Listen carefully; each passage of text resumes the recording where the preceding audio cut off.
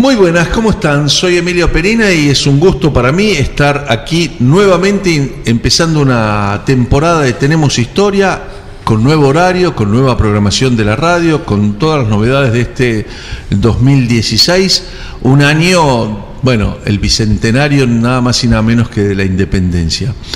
Voy a estar como siempre junto a mi amigo Omar López Mato, a quien ya saludo. ¿Cómo estás, Omar? Muy bien, Emilio, muy contento de estar otro año más acá, y celebrar el bicentenario de la independencia, que este año tiene unas características muy especiales por todo lo que está pasando en el país. Así es, en realidad nos hemos perdido por esas cosas que tiene la política y las políticas culturales argentinas y la falta de continuidades a veces en proyectar una idea que cuando empezó este programa planteamos allá en el 2006, desde junio del 2006, y que me acuerdo que lo habíamos conversado con García Belsunce, en ese momento presidente de la Academia Nacional de la Historia.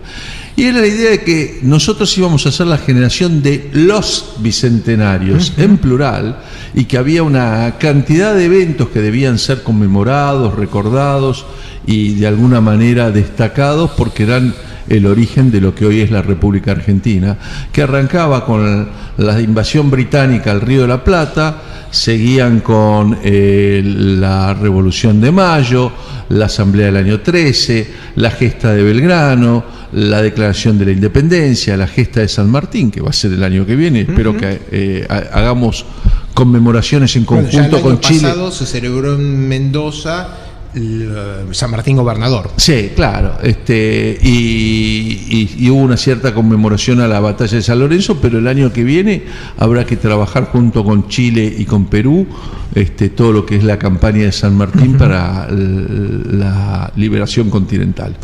Bien, voy a ir a lo formal del programa de hoy, recordando siempre que este es un espacio donde nos proponemos recordar y de alguna manera construir nuestro pasado sin beneficio de inventario, tratando de entender de dónde venimos, cómo llegamos a ser lo que hoy somos y tal vez, solo tal vez, tener alguna idea hacia dónde nos dirigimos, y si no sirve para nada eso, como nos gusta decir con Omar, nos da un bagaje cultural, nos entretenemos un rato, la pasamos bien. Cada vez creo que yo estoy más convencido que ayuda la historia. Que esto ayuda un montón. Bien. Y lo de sin beneficio de inventario te lo han sustraído. Me lo han sustraído, lo de sin beneficio de inventario. Inclusive lo está usando la presidencia. Nos pueden escribir a programatenemoshistoria@gmail.com. A mí me pueden encontrar en Twitter, @Emilio Perina, últimamente menos tuitero que años anteriores, pero sigo cada tanto escribiendo algo. Los programas que están siendo grabados están siendo grabados en video por Daniel Villarroel y los pueden encontrar en el canal de Vimeo, con B corta, vimeo.com/Tenemos Historia. Recibí algunos pedidos, sobre todo a través de Twitter, por qué no estamos en YouTube. Así que después vamos a hablar con Daniel a ver si podemos también colocarlos en YouTube, que dicen que la calidad de YouTube dicen que es mejor. No, lo que pasa es que al principio había una limitación en cuanto a la extensión del programa, que no lo aceptaba YouTube y ahora sí lo acepta. O sea que probablemente tengamos que hacer un cambio. Vamos a hacer una migración también a YouTube técnica, cuando podamos. Y también nos pueden buscar en Facebook. Allí lo pueden hacer a través de facebook.com/Tenemos Historia. Presentamos los auspicios del programa de hoy y enseguida vamos a estar comenzando con Ricardo de Tito, no solo de su libro Las dos independencias argentinas y sus protagonistas, que ya tuvimos una charla el año pasado, sino un poco de esta idea del lugar que ocupa el bicentenario y el lugar que va a ocupar esto que sucedió el 9 de julio, que no fue precisamente que mirando el orden del día alguien dijo ¿qué toca hoy? Hoy hay que declarar la independencia, sino fue un proceso político complejo y que Ricardo va a tratar de explicarnos. Vamos a los auspicios y ya volvemos conversando con Ricardo de Tito, a quien Tenemos Historia.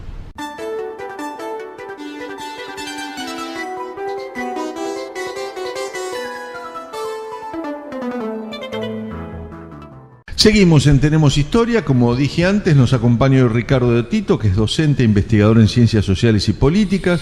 Habitualmente publica columnas de historia en diversos diarios.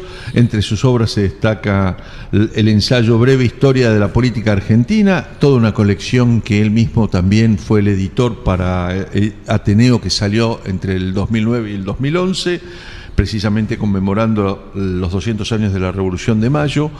Tenemos también La joya más preciada, una historia general de la Argentina, los hechos que cambiaron la historia argentina del siglo XIX y XX, una crónica que está hecha en 2 tomos. También es autor de los estudios en aquella colección sobre Sarmiento, sobre los hombres de Mayo, sobre Giuseppe Garibaldi, Corsario de la Libertad, en fin.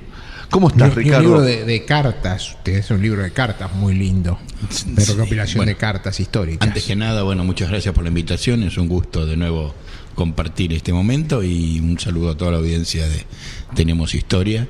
Sí, estamos ante un año especial.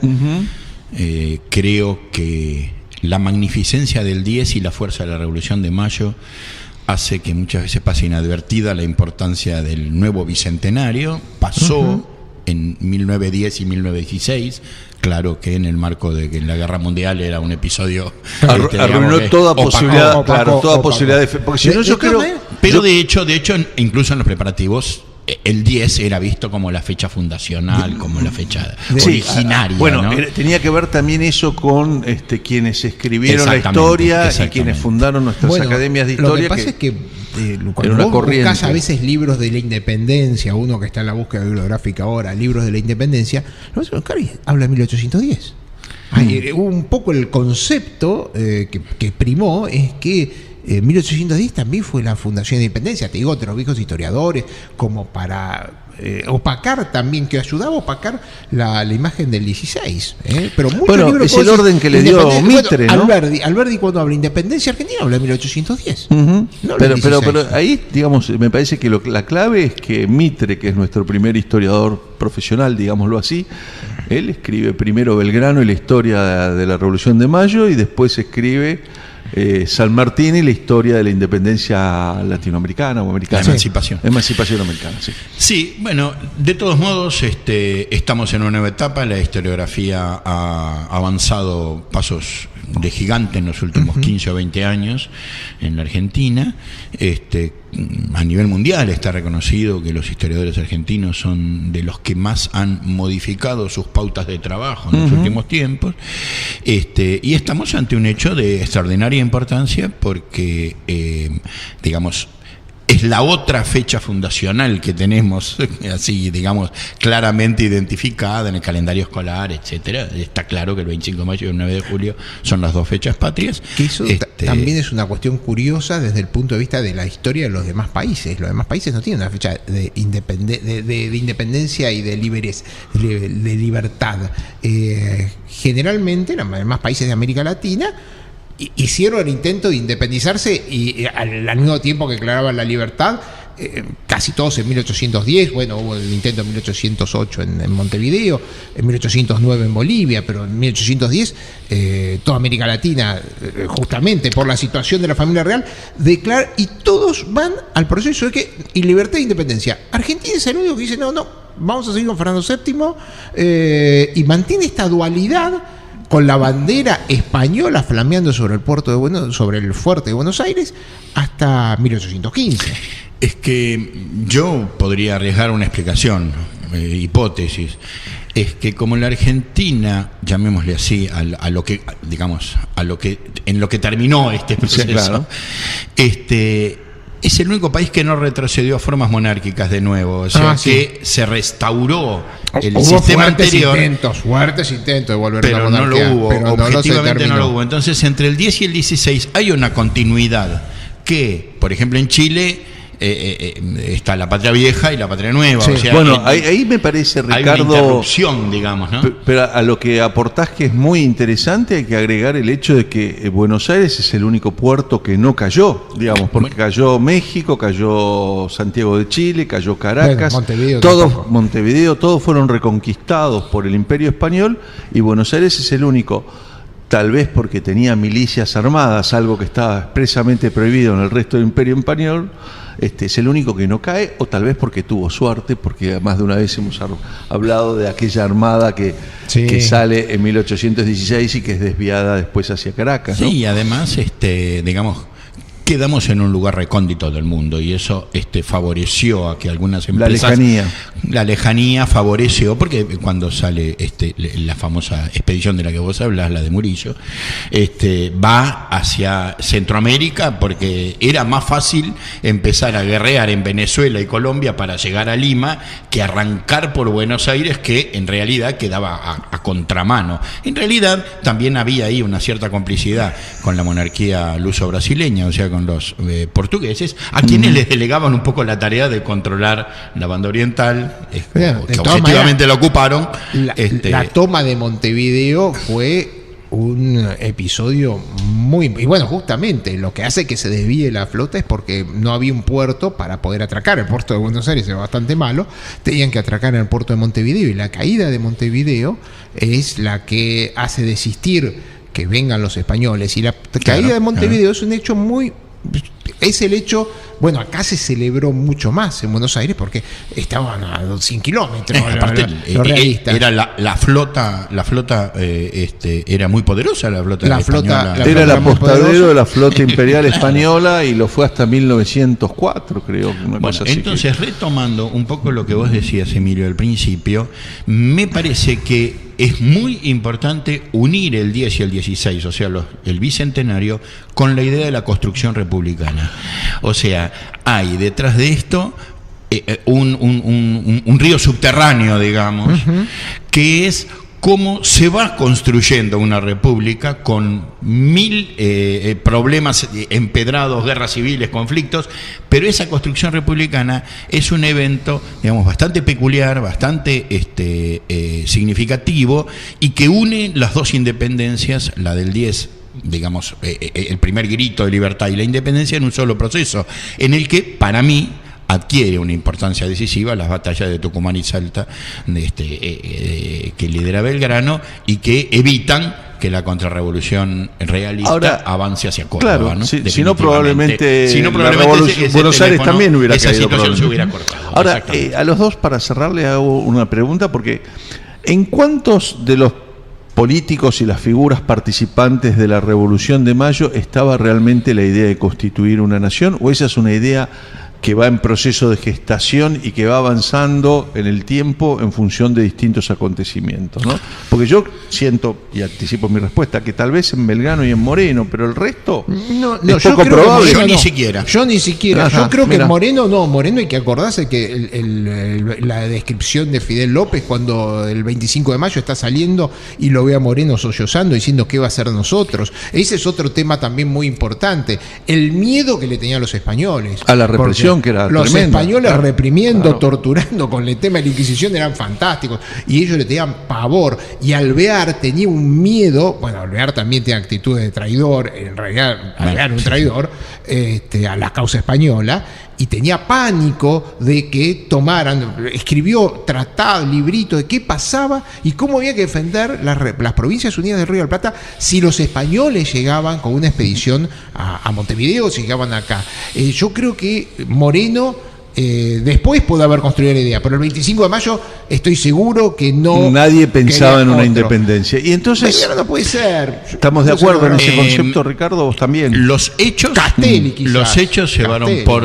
llevaron por delante la voluntad política a los protagonistas. Y la guerra implicó una lógica. Después la guerra de independencia, la necesidad de pelear contra los otros, llevó a una lógica que incluso ahogó en las propias batallas las ideas monárquicas, que eran las predominantes. Bueno, Moreno, hagamos la salvedad, poco antes de morir escribió una serie de artículos en la Gaceta donde hablaba de la constitución del Estado, en esos términos, y digamos es el único que después Monteagudo trata de retomar esa bandera con la sociedad patriótica, en el que parecería haber un proyecto republicano, pero muy, muy emborrador. En ese caso les voy a proponer hacer la primera pausa en el programa de hoy, y en el bloque siguiente vamos a seguir viendo cómo este proceso político va gestando una declaración de la independencia que en los planes,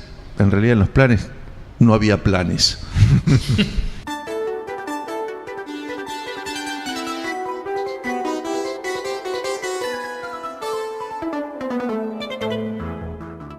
Seguimos en Tenemos Historia, hoy con la visita de Ricardo de Tito, y estamos hablando del proceso de la independencia en este año en que debemos conmemorar los 200 años de la Declaración de la Independencia Argentina.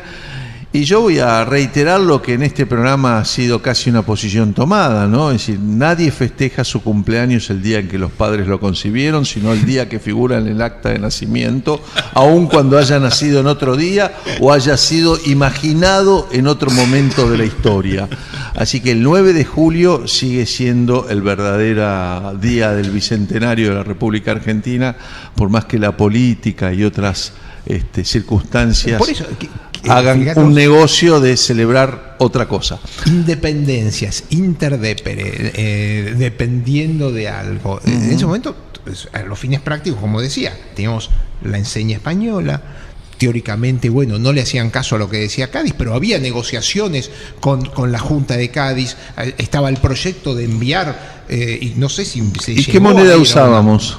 No, española. Por eso, digo, usaba la moneda española, usaba la bandera española. Habíamos la Asamblea de 1803, en realidad consagra la Constitución de 1812 en España. Claro, por supuesto. En ese sentido, bueno, me gustaría, Ricardo, retomar un poco primero en el proceso político, porque lo primero que aparece es la idea de una nueva Constitución, y en el fondo eso no se parece a las actas capitulares que cada una de las regiones españolas habían formado con la monarquía. Acá lo que no hay es primero una ruptura con cierta fe en el monarca, porque el monarca es preso, porque hay toda una tradición entre padre e hijo, con Fernando VII, hay casi un papelón de la monarquía borbónica, sí, que deja desamparados a gran parte de sus súbditos. Si uno mira esto desde el ángulo ideológico, digo, porque hicimos nombres, ¿no? Entre las invasiones inglesas y la Revolución de Mayo se produce el fenómeno conocido como carlotismo, ¿no es cierto? O sea, cuando se produce la invasión napoleónica a España, un sector de los personajes ilustrados de Buenos Aires busca el amparo de la casa borbónica, en este caso la de Braganza, que eran parientes, digamos, y que estaba en Río de Janeiro, porque huye de Portugal, deja todo, una impresionante armada traslada prácticamente medio Portugal a Río de Janeiro, y ahí se instala y la hermana del rey cautivo de Fernando VII, Carlota Joaquina, era la esposa del rey en ese momento era la regente, sí. Bueno, y Juan VI. Desde acá Castelli, sí, Belgrano, que no son personajes menores, entre paréntesis eran primos, pero ellos manejaban el consulado. O sea, ¿qué es lo que manejaban? La entrada y salida de mercancías, el comercio de Buenos Aires, y eran hombres de confianza de la casa monárquica española. Si no, no hubieran estado en ese puesto, por más que tuvieran ciertas luces y cierto juego de independencia, que es producto justamente de manejar recursos pero digamos, y ellos se mueven con los Rodríguez Peña, acusados de complicidad con los británicos durante las invasiones, con Vieites. Vieites es un personaje muy importante, muchas veces relegado, es el que mantiene la publicación semanal durante más tiempo. En realidad es una injusticia que Moreno sea el abanderado como el primer periodista argentino, porque el primer periodista argentino fue Vieites, y con mucha mayor trayectoria que Moreno.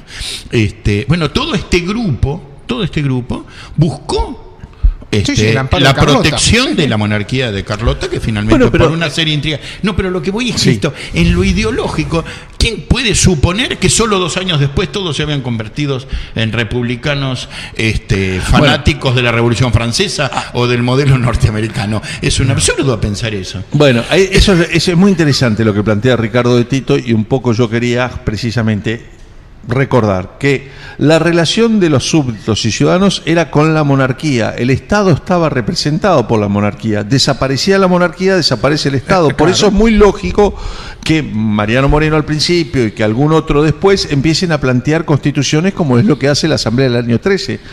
Planteaban como prioridad una constitución, o sea, la necesidad de reconstruir un Estado que había desaparecido, antes que pensar en una independencia. Les parecía prioritario o más importante, no sé cómo definirlo, pero yo no soy pero ahí déjame que cierro con esto solamente, Omar. La idea de que entre 1810 y 1815 la realidad es una, porque precisamente esa monarquía había desaparecido, y al desaparecer la monarquía, de vuelta con la monarquía desaparece el Estado de alguna manera. Pero en 1815 tenemos otra realidad y aparece el Congreso de Viena y esa monarquía vuelve, ¿no? Es decir, ¿cómo es ese proceso político que va entre el 14, 15, antes de meternos en el 16, que es lo que vamos a hacer en los últimos dos bloques? De forma contundente, la Asamblea del año 13 es la demostración palmaria de que no hace las dos cosas para las cuales estaba convocada. Claro. Ni declara la independencia, ni establece una constitución. Uh-huh. ¿Esto qué es? ¿Cobardía?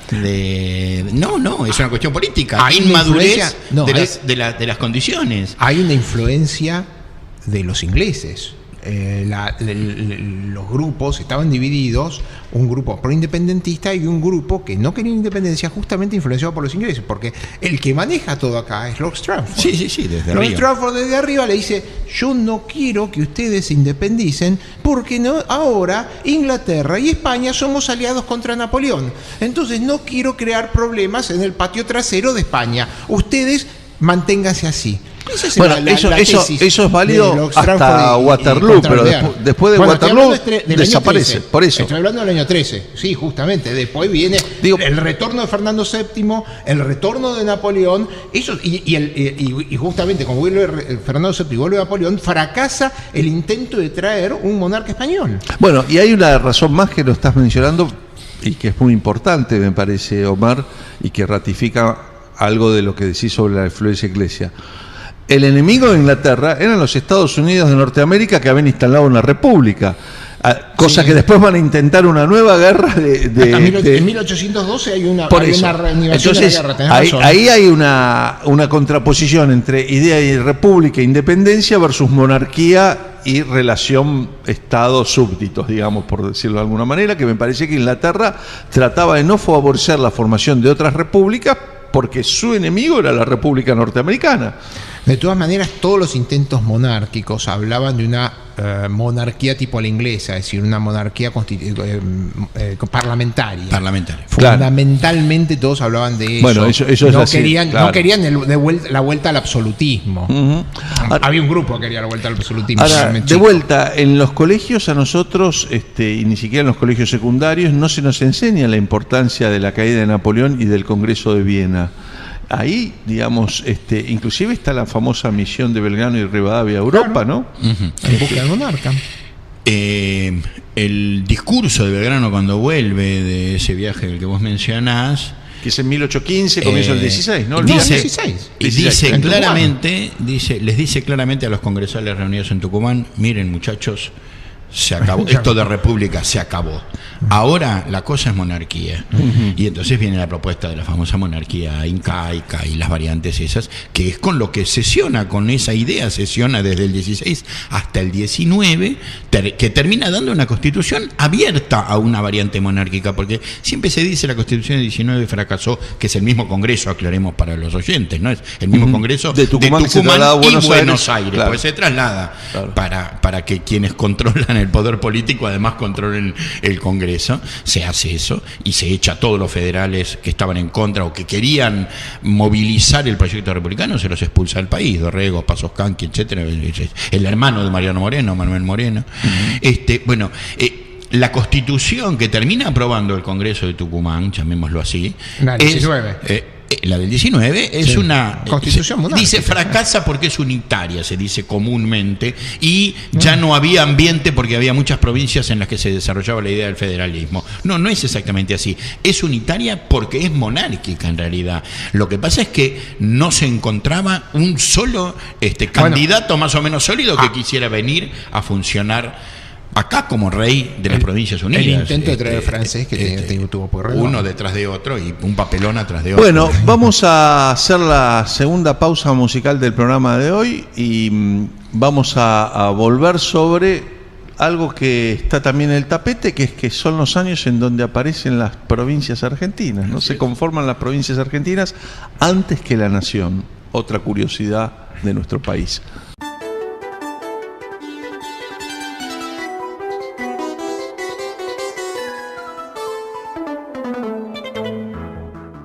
Seguimos en Tenemos Historia, nos pueden escribir a programa tenemoshistoria@gmail.com, a mí me pueden encontrar en Twitter, @EmilioPerina, el programa está siendo grabado en video y lo pueden ver en el canal de internet vimeo.com, ahí tienen que poner vimeo.com/tenemoshistoria, todo seguido, y también nos pueden buscar en Facebook a través de Facebook de Olmo Ediciones, que los va a remitir a esto, o si no, facebook.com/tenemoshistoria.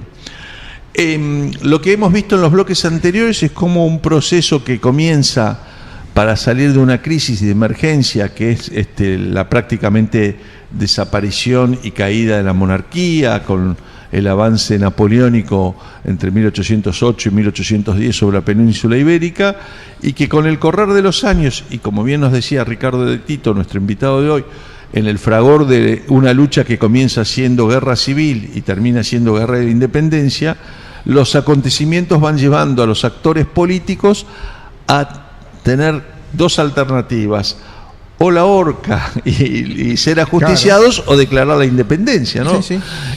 Pero en el medio de este proceso también empiezan a aparecer las independencias, las ciudades se van convirtiendo en provincias y definiendo sus límites, algunos muy parecidos a los actuales. Bueno, ¿cómo es esa cuestión?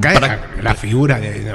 No lo olvidemos, Artigas, por favor. Bueno, no lo vamos a olvidar. Prácticamente todas las actuales provincias responden, excepto el de Luján y Villa de Luján, a las actuales provincias son viejos cabildos. O sea, el viejo cabildo era el ayuntamiento en la cual se juntaba el poder de la mayor o menor burguesía provincial que hubiera, dedicado al comercio, dedicado a una industria muy elemental.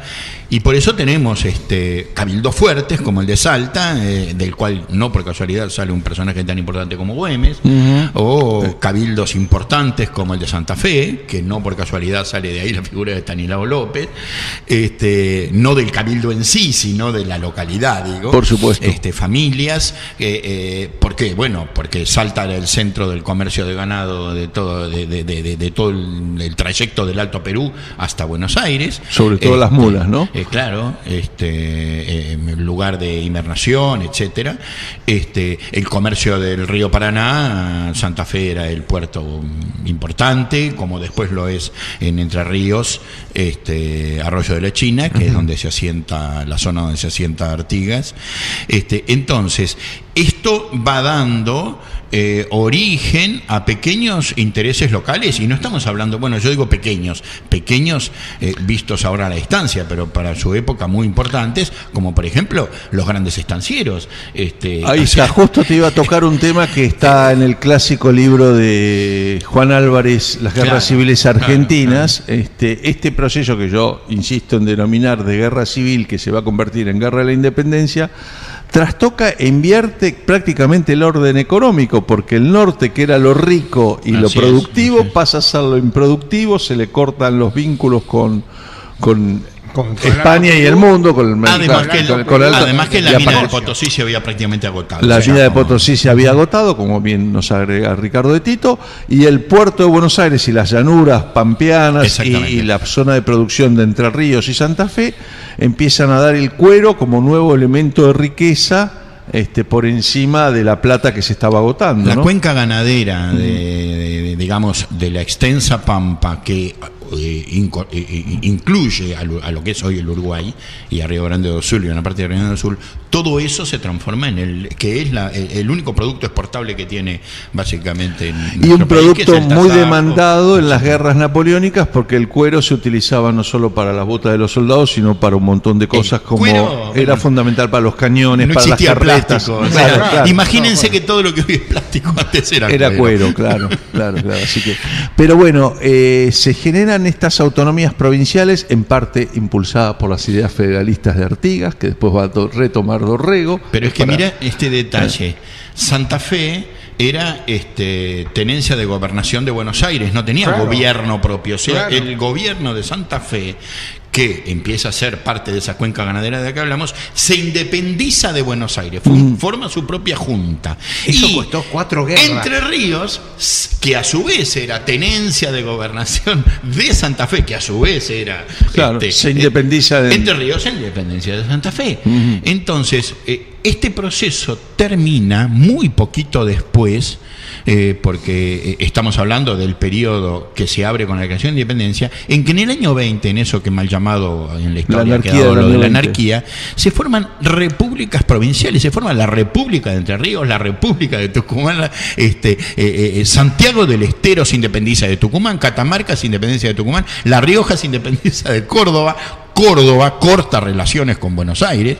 O sea, las autonomías provinciales son muy parecidos, solo que no con proceso de guerra contra el español, sino en proceso de guerra civil, en el caso de la Liga de los Pueblos Libres del Litoral, con las republiquetas del Alto Perú. En el Alto Perú, las diversas burguesías de los diversos lugares organizan sus propios ejércitos y designan sus propios gobiernos. Es exactamente el mismo proceso de autonomía.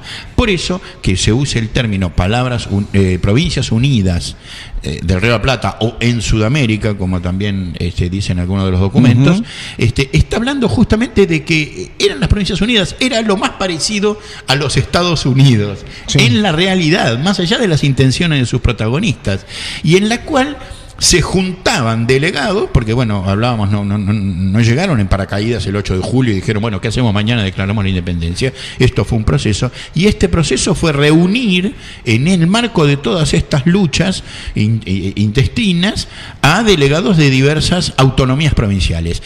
En esas autonomías provinciales, Córdoba le impide que La Rioja se le escape de las manos, de Tucumán impide que Santiago del Estero se le escape de las manos, Jujuy quedó 20 años tratando de sacarse de encima el poder de los salteños. O sea, es el tema que le va a costar después la vida a Quiroga, ¿no? O estoy confundido. ¿Cuál es el conflicto que lo lleva a Quiroga al norte? También por un tema de límites. Pero es el de Santiago, bueno, el de Santiago. Con Santiago. No, acababan de matarlo a Heredia. No, pero el tema era iba a resolver un conflicto de provincias. No, era justamente, pero era entre Tucumán.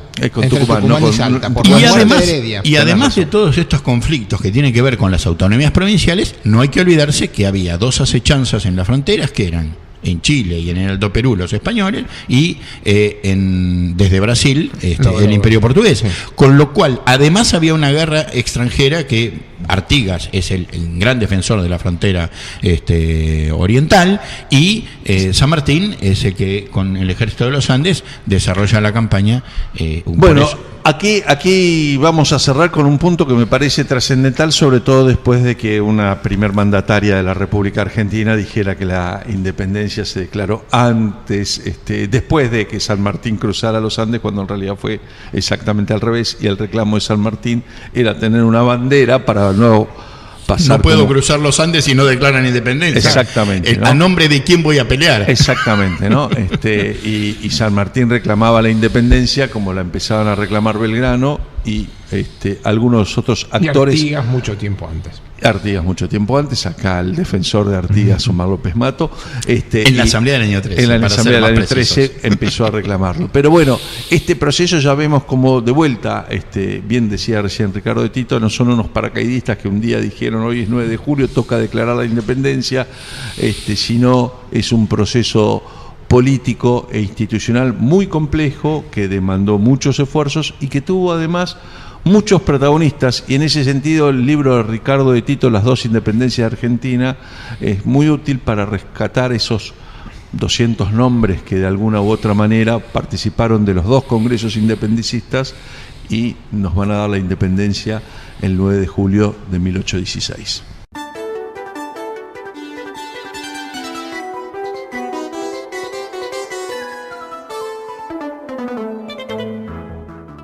Último bloque del programa de hoy de Tenemos Historia, con la visita de Ricardo de Tito, y estamos tratando de analizar un poco el proceso que va a llevarnos a la declaración de la independencia el 9 de julio de 1816.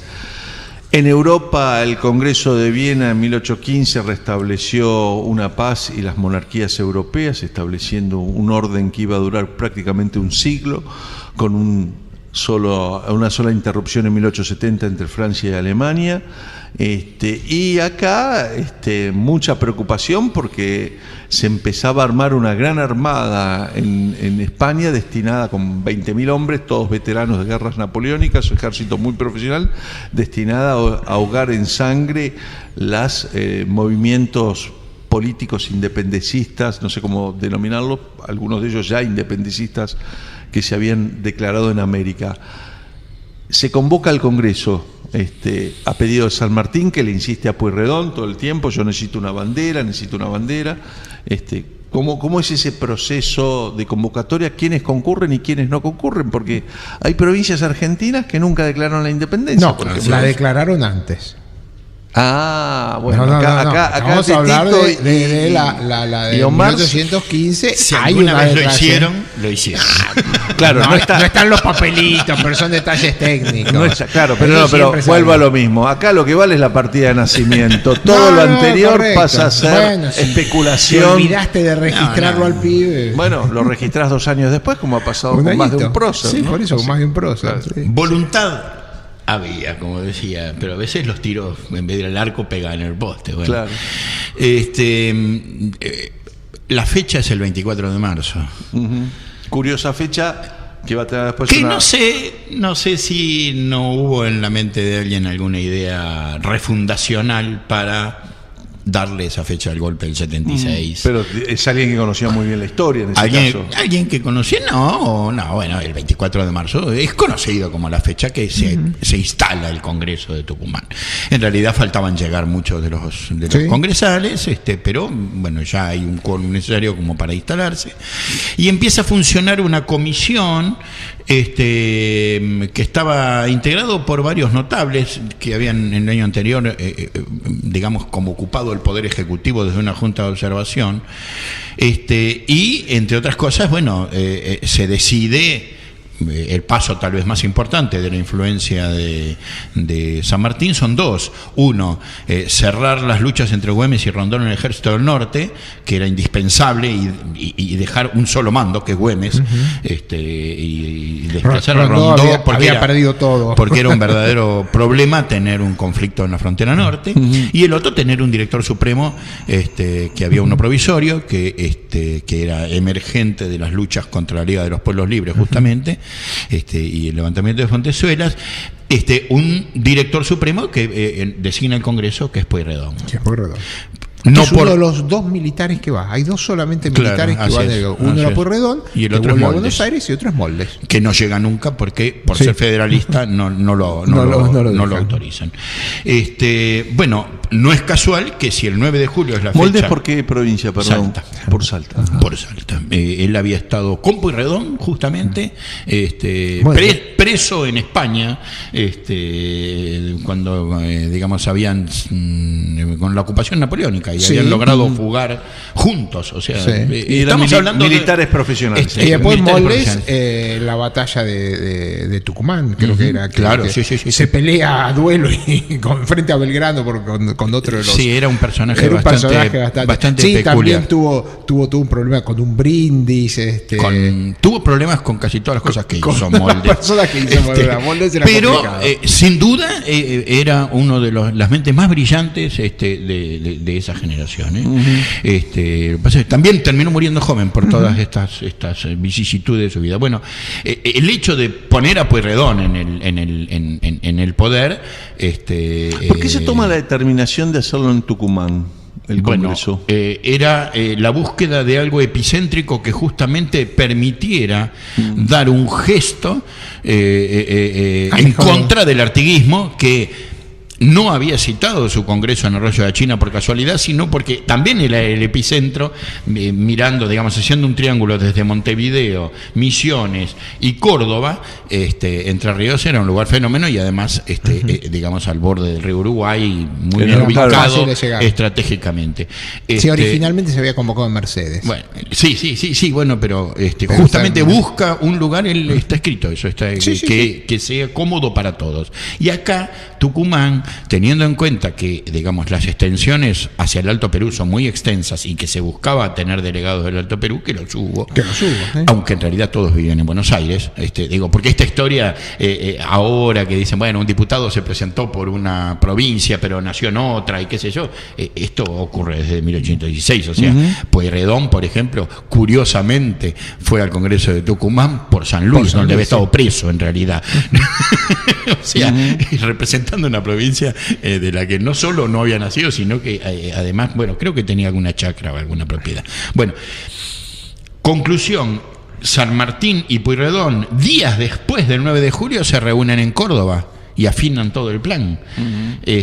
O sea, San Martín es el político de la independencia, no siempre se le da este rol, pero el hombre, el arquitecto de la independencia es José de San Martín. Y hay una sesión secreta donde Belgrano, el 7 o el 6 de julio. El 6 de julio, 3 ¿no? días antes. 3 días antes también les dice claramente: es independencia o muerte, muchachos, acá no hay... Y es monarquía. Y además dice, es monarquía. Claro. Pero el detalle para la declaración de la independencia es que él también fuerza la declaración de la independencia. Así es. O sea, pero igual, el proyecto de que el 9 de julio se declarara la independencia era algo que en este grupo que yo les decía que armó la agenda, ya a mediados de junio estaba pautado. O sea, en realidad, cuando Belgrano es invitado, porque él no es parte del Congreso, es invitado a testimoniar lo que vio en Europa. Bueno, acababa de llegar de Europa. Entonces, él lo que se juega es por qué régimen político hay que hacer, y es donde lanza la idea de la monarquía que incásica. Parecía muy lógico en función de lo que había resuelto de vuelta el Congreso de Viena, ¿no? Para Anchorena no le parecía muy lógico. Anchorena denota la idea. Y justamente una de las cosas que dice es: ¿qué casa europea se va a casar con un negro? Que se va a casar un cholito con un negro. Así le dice. Esa es la expresión de... Igual la mayoría de los congresales... Las casas europeas, si hay plata, se casan hasta con un chino. Bueno, no sé, nunca fue. La mayoría de los congresales estuvo de acuerdo, pero bueno, había un solo problema: el único pariente de Tupac Amaru, un hermano de Tupac Amaru, era un hombre muy anciano. No había un hijo de Tupac Amaru. Había un hijo que estaba preso en Ceuta. Bueno, eso no. Era un chico más jovencito. Un chico, no lo conozco, pero bueno, es como que de que lo maten es como que descendientes legítimos de los incas. Sí, además, era medio tirado de los pelos. Te quiero ver demostrando esa legitimidad, ¿no? O sea, parecía una cosa tácticamente correcta para acercar a los altoperuanos, pero en realidad bastante impracticable en los hechos. Así que por eso también naufraga ese proyecto. Todos están de acuerdo, prácticamente todo el Congreso. Cayetano Rodríguez es prácticamente el único, y como decía Omar, Anchorena, que más bien desde otro ángulo deciden algo así como: consultemos a los pueblos antes de tomar esa decisión, con lo cual patean la pelota para adelante, va la discusión en los cabildos, porque la mayoría llevaba el mandato republicano, pero el congresal no tenía que ajustarse a un mandato en el sentido estricto, digamos. Claro. El congresal, una vez que pasa a ser congresal de una nación, digamos, es un hombre independiente en sus criterios, no tiene que votar lo que le votó su cabildo. No, porque además se suponía que tenían un poder constituyente, precisamente, porque la otra cosa que debían hacer era dar una constitución que no lo hicieron.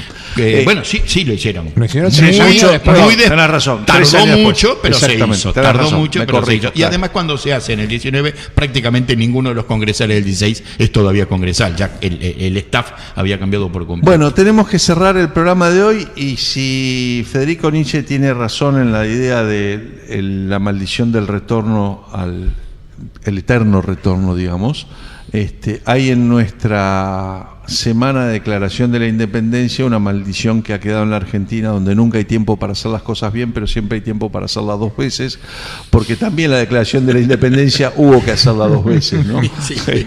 Hubo que aclarar que era de todo De poder todo poder extranjero. Una sí. segunda, el No 9 de no de julio, algunos. el 9 de julio declararon. Cuando invade los portugueses Claro. El 9 de julio declararon la independencia y creo que 7 o 8 días después se dieron cuenta que tenían que incluir y el hay otra 20 cosa. el 20 y pico. Y ¿vale? hay otra cosa que también, lo que pasa es que no se sabía, pero el 16 de julio Rivadavia estaba hablando con Ceballos, que era el primer ministro, para volver a anexar a las provincias de Río de la Plata a España.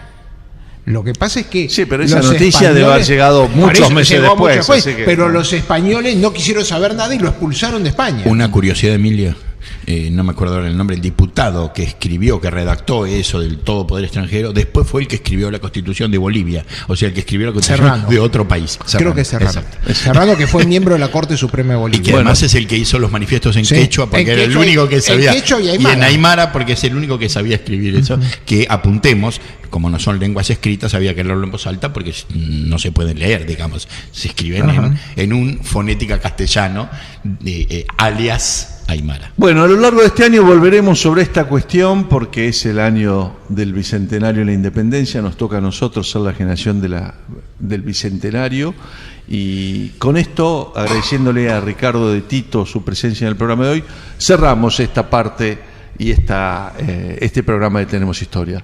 Omar, ¿nos reencontramos la semana próxima? Vamos a estar acá. La semana que viene los vamos a estar esperando. Chao.